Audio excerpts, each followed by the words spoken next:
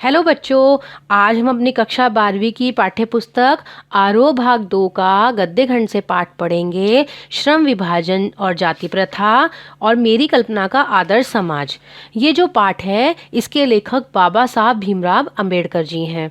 बच्चों, ये पाठ मैं 2 भाग में बनाऊंगी जिससे कि आपको पढ़ने में आसानी रहेगी। पहले भाग में इसमें मैं डॉक्टर भीमराव अंबेडकर जी का जीवन परिचय और आपको श्रम विभाजन और जाति प्रथा के बारे में बताऊंगी, और दूसरे पार्ट में जो उसका दूसरा भाग बनाऊंगी मैं, उसमें मेरी कल्पना का आदर्श समाज का प्रतिपाद्य और सारांश को समझाऊंगी। तो बच्चों, दोनों वीडियो को आप ध्यान से सुने समझें जिससे कि आपका ये पूरा पाठ आपका तैयार हो जाए। तो चलिए बच्चों, पहले हम पढ़ते हैं बाबा साहब भीमराव का जीवन परिचय। मानव मुक्ति के पुरोधा बाबा साहब भीमराव अंबेडकर का जन्म 14 अप्रैल 1891 ईस्वी को मध्य प्रदेश के महू नामक स्थान पर हुआ था। इनके पिता का नाम श्री राम जी तथा माता का नाम भीमाबाई था। 1907 ईस्वी में हाई स्कूल की परीक्षा पास करने के बाद इनका विवाह रमाबाई से हुआ। प्राथमिक शिक्षा के बाद बड़ौदा नरेश के प्रोत्साहन पर उच्चतर शिक्षा के लिए न्यूयॉर्क और वहां से फिर ये लंदन चले गए थे। इन्होंने कोलंबिया विश्वविद्यालय से पीएचडी की उपाधि प्राप्त की। 1923 ईस्वी में इन्होंने मुंबई के उच्च न्यायालय में वकालत शुरू की। 1924 ईस्वी में इन्होंने बहिष्कृत हितकारिणी सभा की स्थापना की। ये संविधान की प्रारूप समिति के सदस्य थे। दिसंबर 1956 ईस्वी में दिल्ली में इनका निधन हुआ। तो बच्चों, ये इनकी रचनाएं देखिए।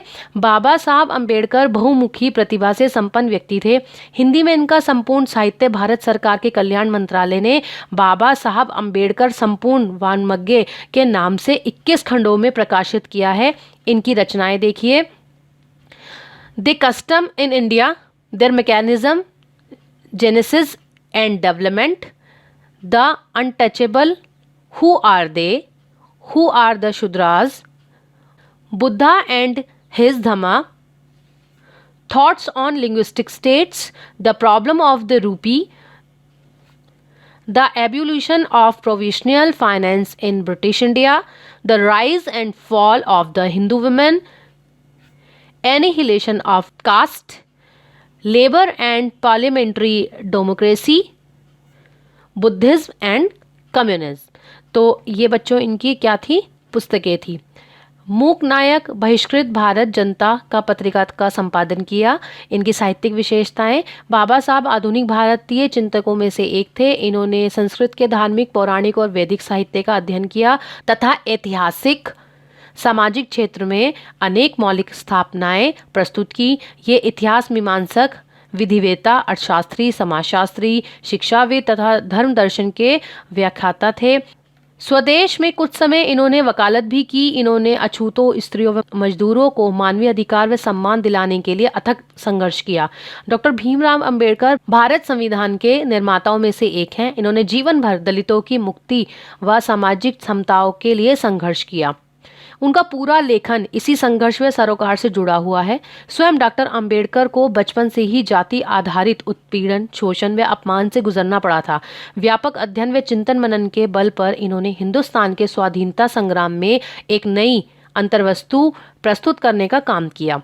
इनका मानना था कि दास्ता का सबसे व्यापक व गहन रूप सामाजिक दास्ता और उनके उन्मूलन के बिना कोई भी स्वतंत्रता कुछ लोगों का विशेषाधिकार रहेगी, इसलिए अधूरी होगी। तो बच्चों, जैसे कि आपको पाठ है आपका श्रम विभाजन और जाति प्रथा, तो इसे आपको पता ही चल रहा है कि जाति से संबंधित इसमें बताया गया कि जो जाति प्रथा चलती थी, छुआछूत की भावना जो होती थी, उसके बारे में बताया। तो इसका प्रतिपाद्य देखिए।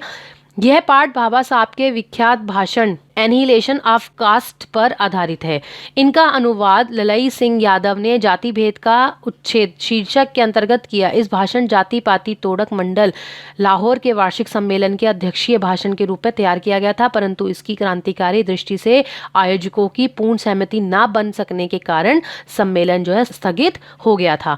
तो इस पाठ का सारांश देखिए।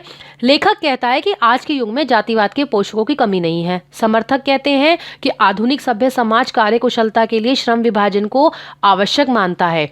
इसमें आपत्ति यह है कि जाति प्रथा श्रम विभाजन के साथ साथ श्रमिक विभाजन का भी रूप लिए हुए है। श्रम विभाजन सभ्य समाज की आवश्यकता हो सकती है, परंतु ये श्रमिकों का विभिन्न वर्गों में अस्वाभाविक विभाजन नहीं करती। भारत की जाति प्रथा श्रमिकों के अस्वाभाविक विभाजन के साथ साथ विभाजित विभिन्न वर्गों को एक दूसरे की अपेक्षा ऊंच नीच भी करार देती है। जाति प्रथा को यदि श्रम विभाजन मान लिया जाए तो यह भी मानव की रुचि पर आधारित नहीं है। सक्षम समाज को चाहिए कि वह लोगों में अपनी रुचि का पेशा करने के लिए सक्षम बनाए रखे। यानी कि ज़रूरी नहीं है कि यदि कोई जाति किसी भी जाति का है तो उसके लिए काम पहले से ही जो है ये निर्णय ले लिया जाए कि यही काम कर सकता है। कोई भी व्यक्ति किसी भी काम करने को स्वतंत्र है। जाति प्रथा में यह दोष है कि इसमें मनुष्य का पेशा उसके परीक्षण या उसकी निजी क्षमताओं के आधार पर ना करके उसके माता पिता के सामाजिक स्तर से किया जाता है। यह मनुष्य को जीवन भर के लिए एक पेशे में बांध देती है। ऐसी दशा में उद्योग धंधे की प्रक्रिया व तकनीकी में परिवर्तन से भूखों मरने की नौबत भी आ जाती है। हिंदू धर्म में पेशा बदलने की अनुमति न होने के कारण कई बार बेरोजगारी की समस्या उभर आती है। जाति प्रथा का श्रम विभाजन मनुष्य की स्वेच्छा पर निर्भर नहीं रहता। इसमें व्यक्तिगत रुचि व भावना का कोई स्थान नहीं होता। पूर्व लेख जो है इसी के आधार पर है। ऐसी स्थिति में लोग काम में अरुचि दिखाते हैं। अतः आर्थिक पहलू से भी जाति प्रथा हानिकारक है, क्योंकि यह मनुष्य की स्वाभाविक प्रेरणा, रुचि व आत्मशक्ति को दबाकर उन्हें स्वाभाविक नियमों में जकड़कर निष्क्रिय बना देती है। तो बच्चों, इससे क्या समझ में आया कि हमें जो है श्रम विभाजन, यानी हमें जो श्रम का विभाजन हुआ है वो जाति के आधार पर नहीं होना चाहिए। वो व्यक्ति जो भी काम करना चाहे वो कर सकता है। ये नहीं है कि अगर वो सामाजिक स्तर पे उसके जो माता पिता हैं, जो उनका सामाजिक स्तर है, तो वो उसी के हिसाब से काम करेगा। तो ये बाबा जो साहब थे उन्होंने हमें संदेश दिया था कि जाति प्रथा नहीं होनी चाहिए और श्रम का विभाजन जाति प्रथा के आधार पर नहीं होना चाहिए। तो बच्चों, आपको मेरी ये वीडियो समझ में आई, आप इसे लाइक करें, शेयर करें, मेरे चैनल को सब्सक्राइब करें और मुझे कमेंट करके बताएं कि आपको ये पार्ट समझ में आया। मैं इसका दूसरा भाग जो है दूसरे पार्ट में बनाऊंगी, आप वो देखना भी ना भूलें। धन्यवाद।